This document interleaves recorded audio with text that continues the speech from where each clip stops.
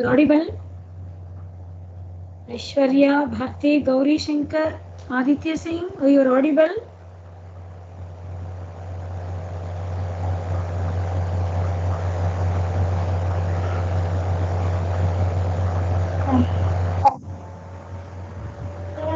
Login add ಮಾಡಿಲ್ವಾ ನಿನ್ಗೆ? Content share ಆಗಿರೋದು ಕಾಣಿಸ್ತಾ? You are visible? Content is visible? All of you? Okay, thank you very much.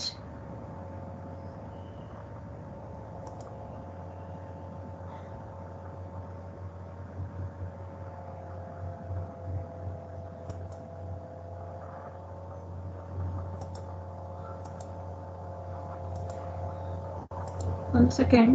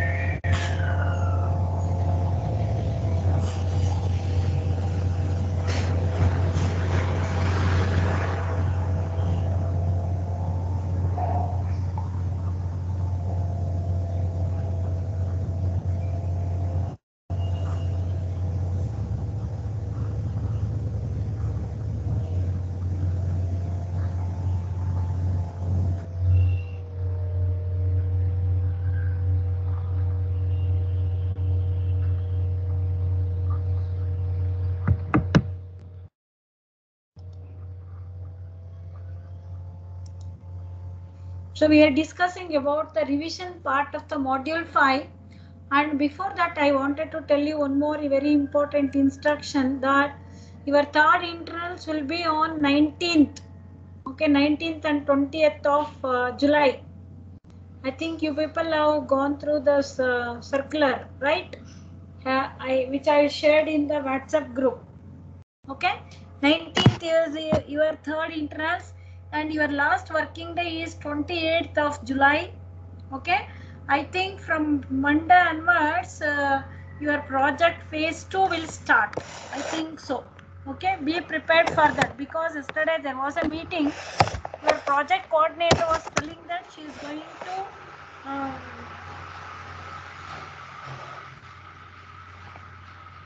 schedule the project phase 2 PowerPoint presentation from Monday onwards. Okay, I think coming Monday only. Be prepared.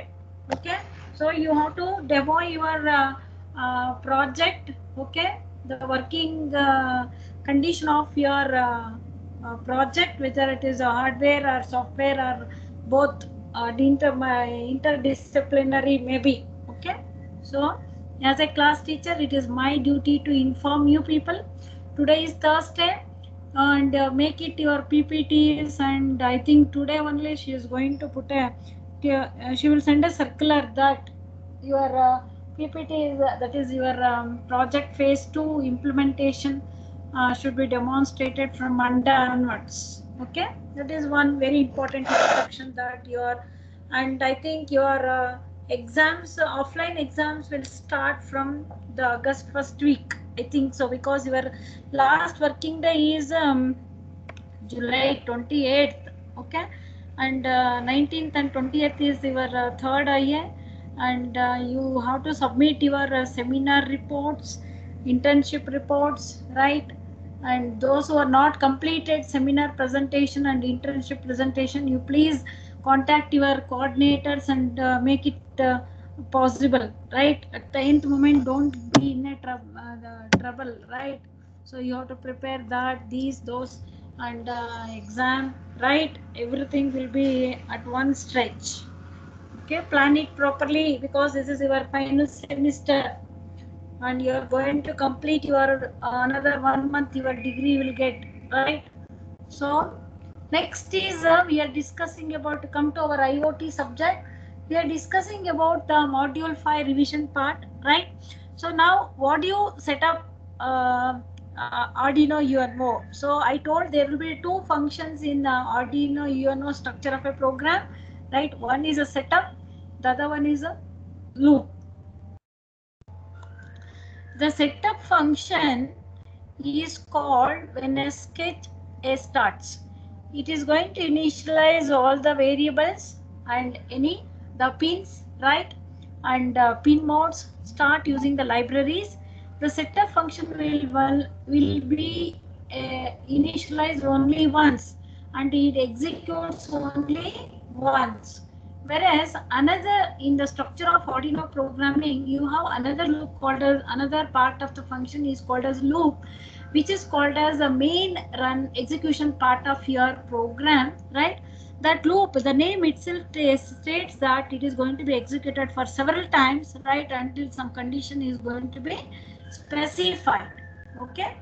Now, the after each power up or reset of the Arduino board, example C, your button pin is equal to 3, setup function begins with the 10 seconds, for every 10 seconds, okay, and button pin comma input, pin mode, that is going to be the input, and since he is asking only the setup function, you need to initialize, you can show the initialization of the variables or initialization of these functions which are used in the Arduino UNO programming, right? So it carries only 6 marks, so it is more than enough to write this much, and it can explain serial and pin mode also, little 2 or more sentences what they are going to do. Next come for the explain the IoT network protocol stack that carries 10 marks. So you, as I told, IETF is responsible for the IoT. Okay, anything related to the IoT, they are taking much initiative to improve the things to be connected to internet in the IoT. It has developed alternative protocols for communication between the IoT devices using the IP, because IP is flexible and reliable standard. So we want whatever the development or whatever the research we are going to do, what is the use of doing the research or doing something development? We want to improve the efficiency of anything, right? So here to improve the communication of the IoT devices, so here is using the network protocol, okay, alternative protocols for the communication between the IP and the IoT devices, okay. And IP is a flexible and reliable standard. The Internet Protocol for Smart Objects Alliance has published various white papers describing alternative protocols and standards for the layers of the IP Internet Protocol stack, and an additional adoption layer which is used for communication between the smart objects which are going to produce the information related to your IoT devices, right? So for example, if you take a smart parking system, there are some sensors which are already installed in the parking place. Whenever a heavy metal object is going to pass on to that, right, it sends a message stating that this this smart parking system is full, or there is a space in a particular location, right? So we come to the physical and MAC layer, that is IEEE 802.15.4 protocol. It is designed for the enabling the communication between the compact and inexpensive low power embedded devices that need a long battery life. It defines the standard and protocols for the physical and the MAC layer of the IP stack.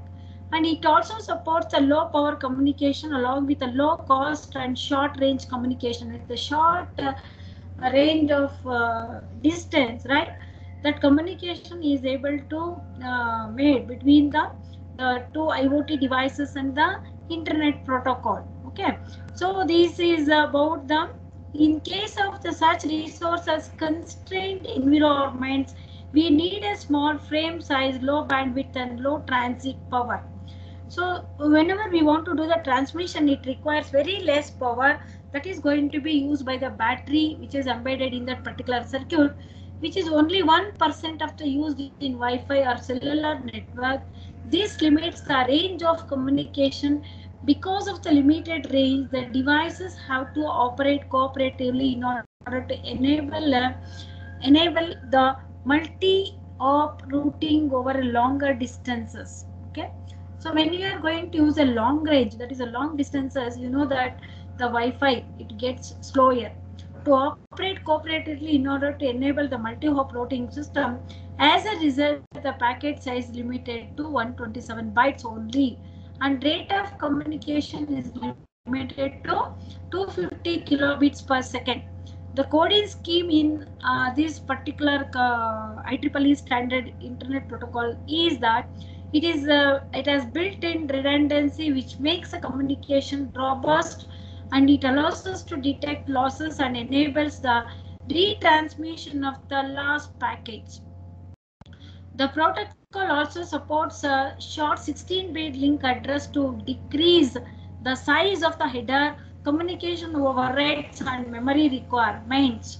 Adoption layer. IPv6 is considered the best protocol for communication in the IoT domain because of its scalability and stability. Such bulky IP protocols were initially not thought to be suitable for communication in scenarios with low power wireless links such as IEEE 802.15.4. So if you take a low power wireless area network, that is the 6 LOWPAN, an acronym for IPv6. Okay, over a low power wireless personal area network is a very popular standard for wireless communication. It enables the communication using IPv6 over the IEEE 802.15.4 protocol.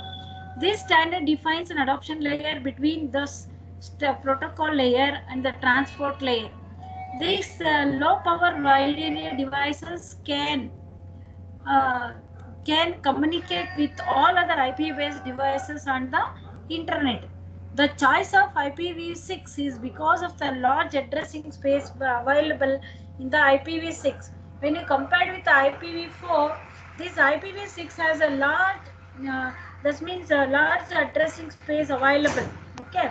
So when you go for the low power wireless power personal area networks, okay, connect to the internet via gateway, Wi-Fi or Ethernet, which also has a protocol support for conversion between the IPv4 and IPv6, as today's deployed internet is mostly IPv4. Okay, in IT industry and OT industry, they are going to use IPv4, and IPv6 headers are not small enough to fit within the small 127 bytes of the this particular protocol standard, right?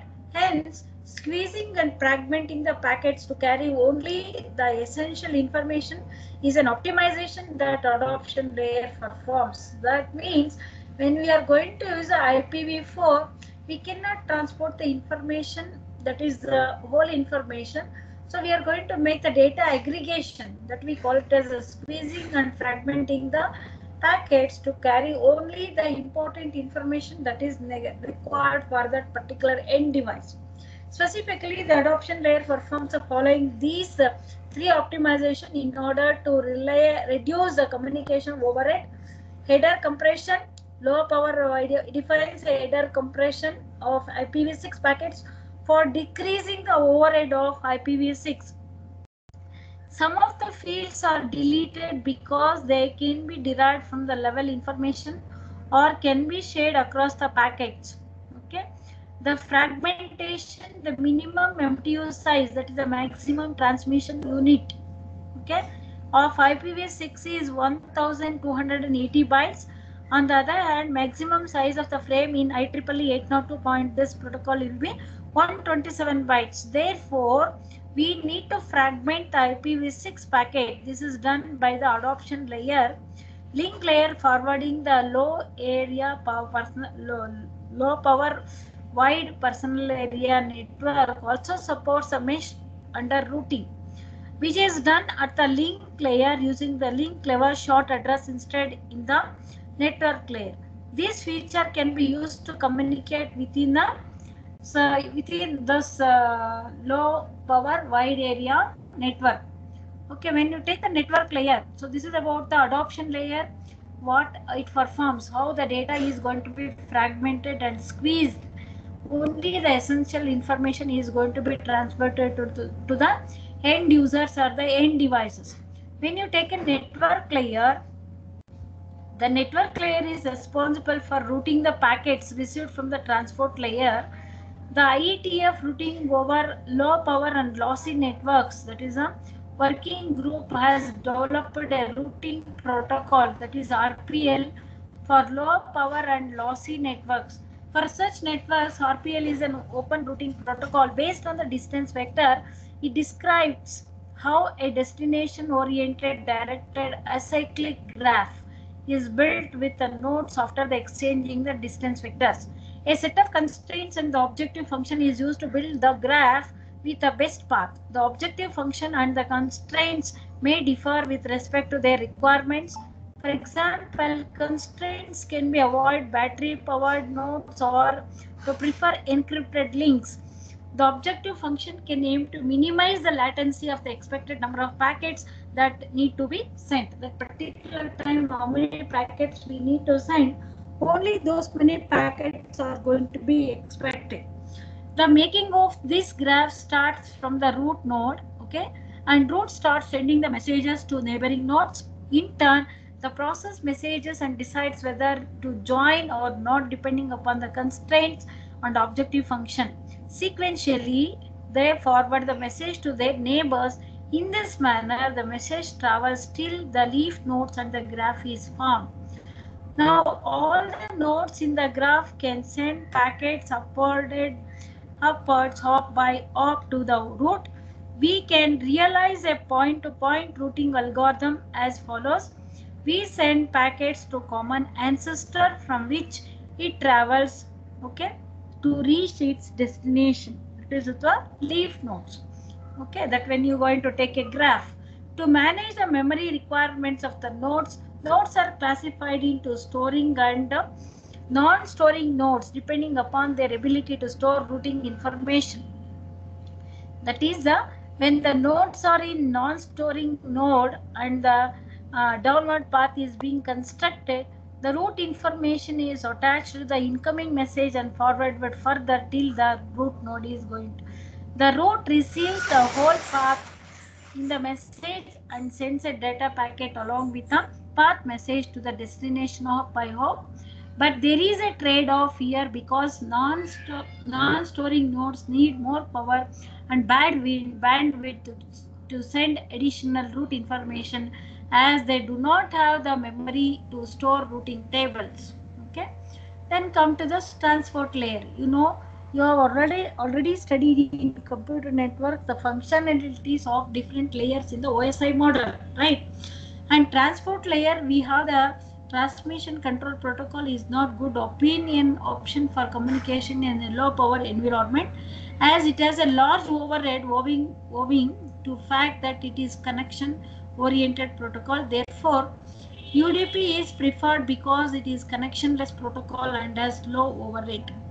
Okay, so it is since it is consumes more power, we cannot maintain that within the battery power. Okay, so next is the application layer. We know that application layer is responsible for data formatting and presentation. The application layer in the internet is typically based on the HTTP.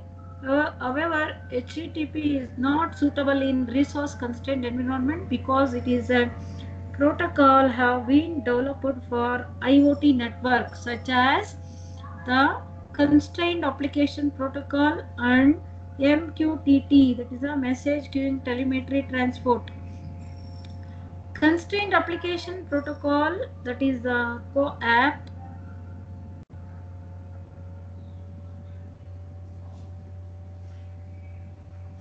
can thought of as an alternative to HTTP. It is used in most IoT applications. Unlike HTTP, it incorporates optimizations for constrained application environment. It has efficient XML interchanges data format, which is a binary data format. It is far more efficient. In terms of the spaces,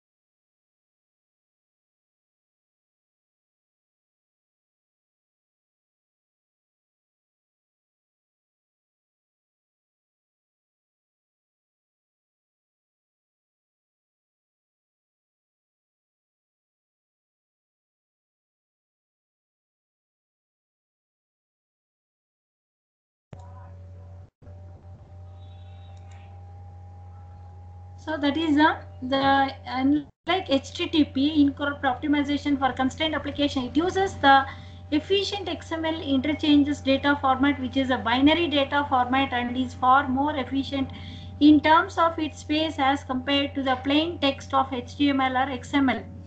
The other supported features to or built-in exchange that is compressed with a co-app, that is a constrained application protocol, right, which we are going to call. It is a conformable reset and acknowledgement. For reliable transmission over UDP, conformable messages are used.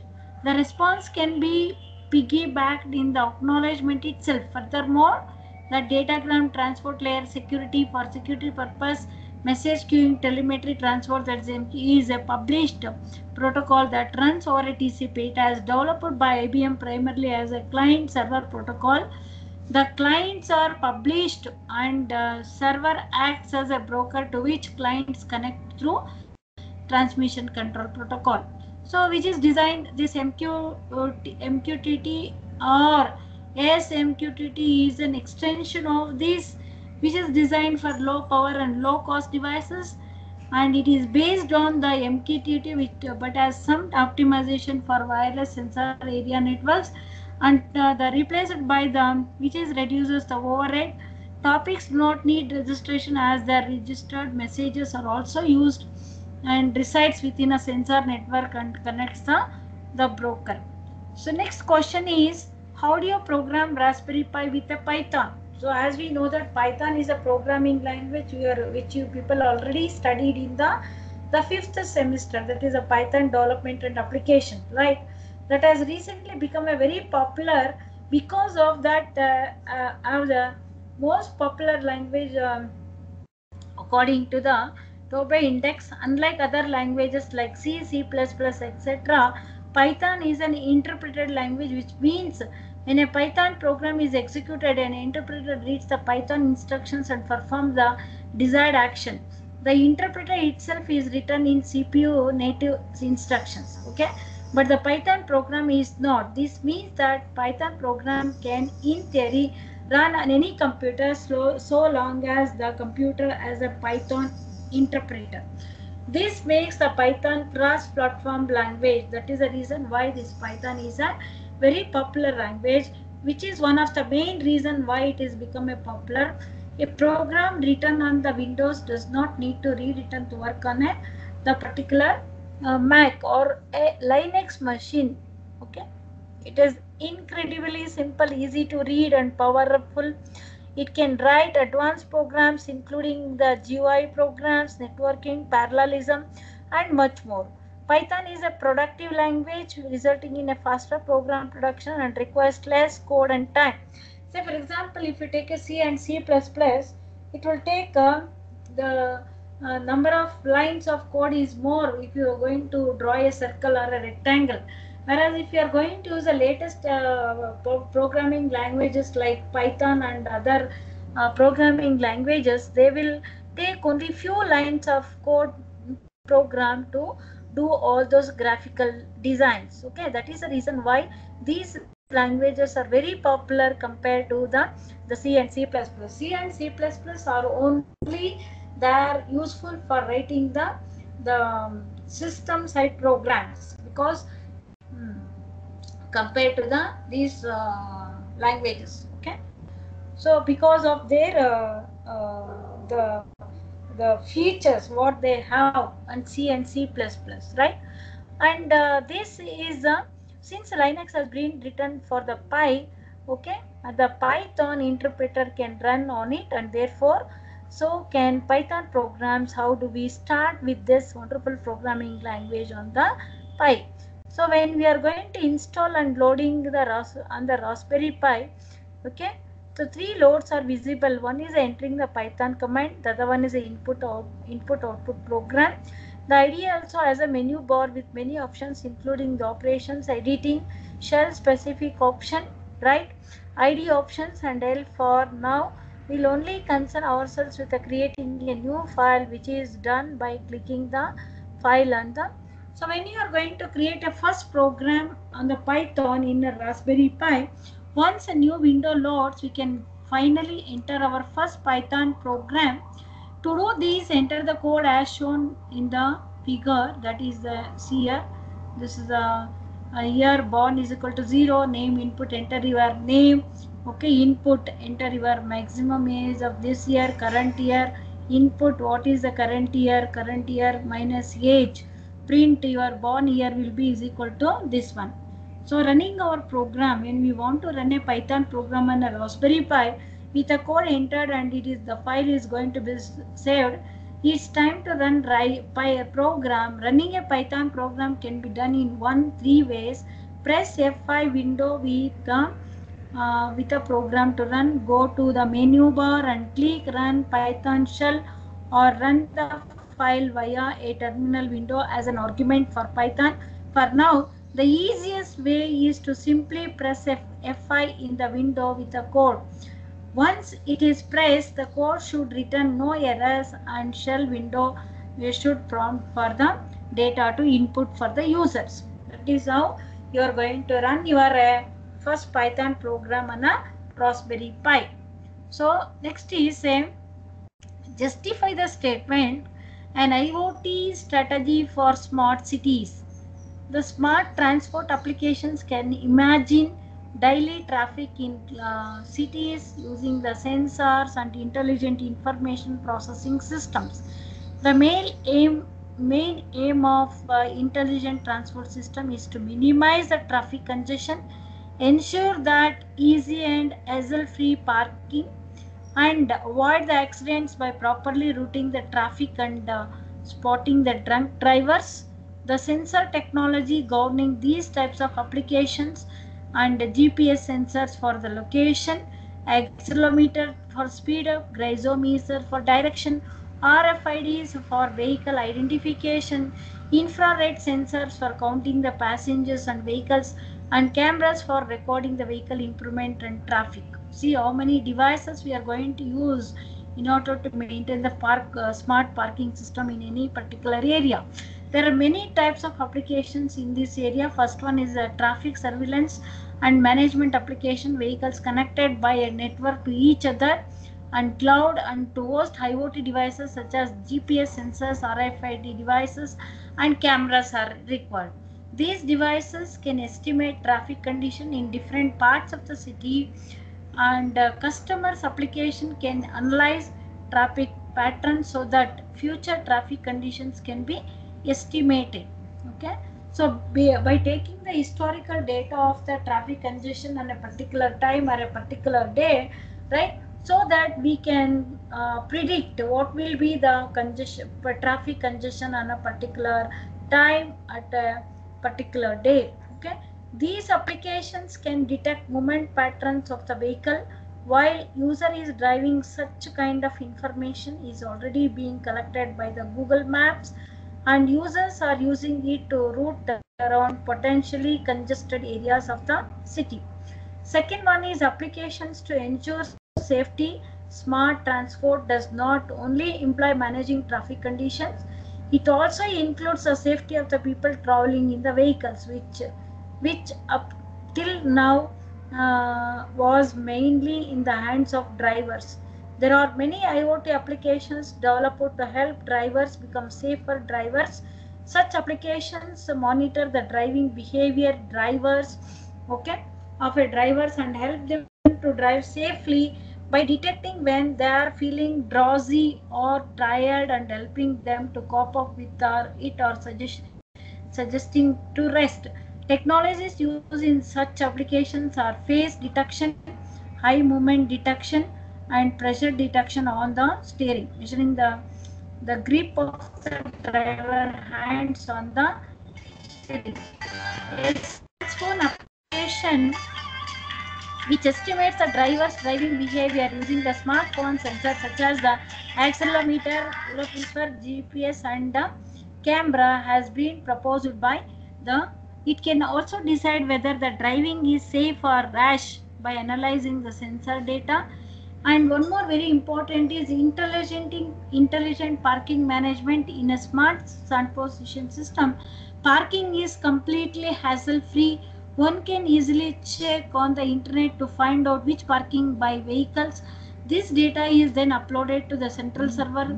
And fourth one is smart traffic lights. Traffic lights equipped with sensing, processing, and communication capabilities are called smart traffic lights. These lights sense the traffic congestion at the intersection and the amount of traffic going each way. This information can be analyzed and then to the neighboring traffic lights or a central controller. It is possible to use this information creatively.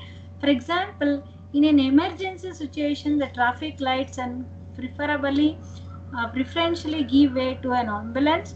When the smart traffic light senses an ambulance coming, it clears the path from it and informs the neighbor lights about it technologies. Okay, and the model such systems have already been deployed in particular accident detection application. A smartphone application designed by White detects the occurrence of the accident with the help of the accelerometer and acoustic data. It immediately sends this information along with the location to the nearest hospital. So additional situation information and such photographs are also sent to, so that first responders know about the whole scenario and the degree of the medical help it is required. Okay, so these are the very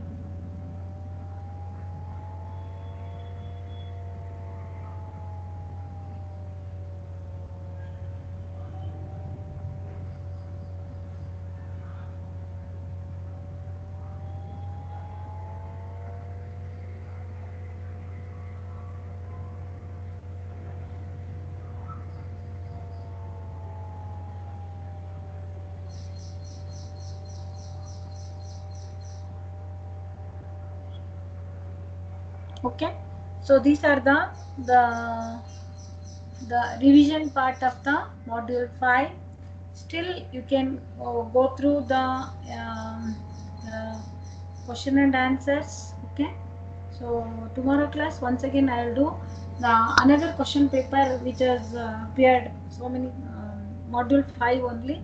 Why I am concentrating on the module 5 is because it is more uh, interesting and easy, especially for computer science students. Okay, you people once you study once, if you study, I think you people can able to write that. Okay, so just go through the topic. Okay, then if you have any doubts, you please.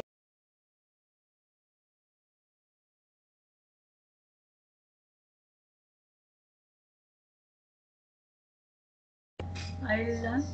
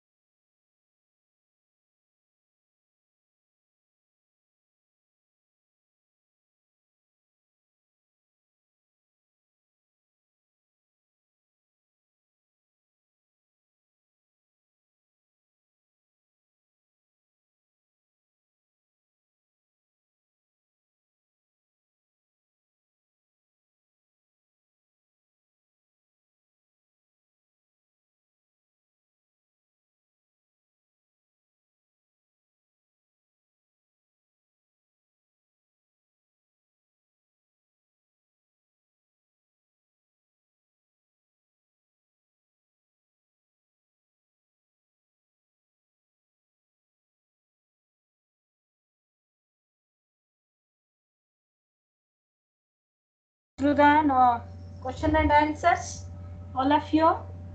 Module 5, question and answers.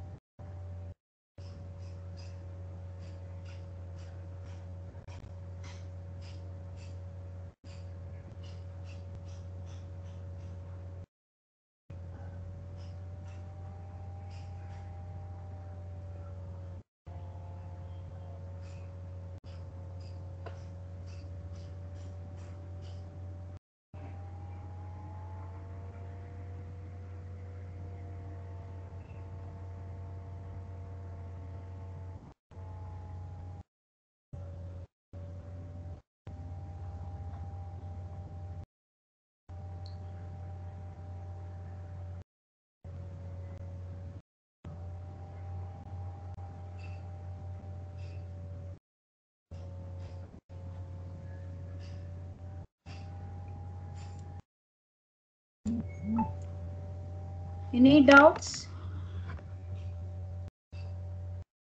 Have we gone through the answers of module 5?